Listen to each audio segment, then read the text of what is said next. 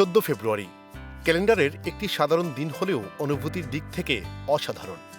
বিশ্বজুড়ে দিনটি পরিচিত ভ্যালেন্টাইন্স ডে হিসেবে। আর বাংলার প্রকৃতিতে এটি ঋতুরাজ বসন্তের আবির্ভাবের সময়। এবছর দিনটি যেন একসঙ্গে বয়ে এনেছে প্রেম, প্রকৃতি আর প্রত্যাশার মিশ্র সুর।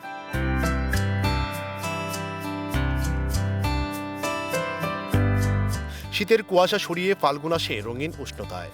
বাতাসে ধোলা লাগে নতুন দিনের, নতুন সম্পর্কে। কৃষ্ণচূড়ার ডালে অদৃশ্য আগুনের প্রস্তুতি।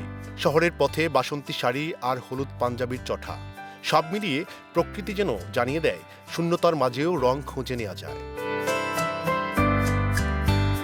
বসন্ত মানেই প্রেম, আবার স্মৃতি ও বিরহেরও সহযাত্রী। কারো কাছে এদিন প্রাপ্তির আনন্দ, কারো কাছে অপূর্ণতার দীর্ঘশ্বাস। তবু শেষ পর্যন্ত মানুষ ভালোবাসাকেই বেছে নেয়, কারণ বিচ্ছেদ আছে বলেই মিলনের মূল্য গভীর। কবি রবীন্দ্রনাথ ঠাকুর লিখেছিলেন, আমার মুক্তি সর্বজনে, আমার মুক্তি আলোয় আলোয়, ভালোবাসাও তেমনি কেবল ব্যক্তিগত সম্পর্কের গণ্ডিতে সীমাবদ্ধ নয়, বরং মানবিকতার বৃহত্তর পরিসরে বিস্তৃত। এই বসন্তে তাই প্রয়োজন সহনশীলতা, সহমর্মিতা আর পারস্পরিক শ্রদ্ধা। পূর্ণ তিক্ততা, বিভাজন আর না পাওয়ার কষ্টগুলো বসন্তের বাতাসে উড়িয়ে দেওয়ার সময় এখন।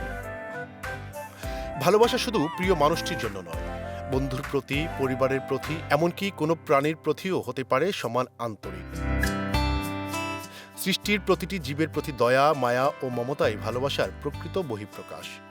ভালোবাসা দিবস ও বসন্তের এই মিলনক্ষণে প্রত্যাশা একটাই, ভালোবাসা পাক নতুন পূর্ণতা, মানুষে মানুষে, হৃদয়ে হৃদয়ে, আর স্রষ্টার সব সৃষ্টির প্রতি মমতায় বেঁচে থাকুক ছোট ছোট ভালোবাসার অনুভূতিগুলো। এস এম শামীম, সুখবর।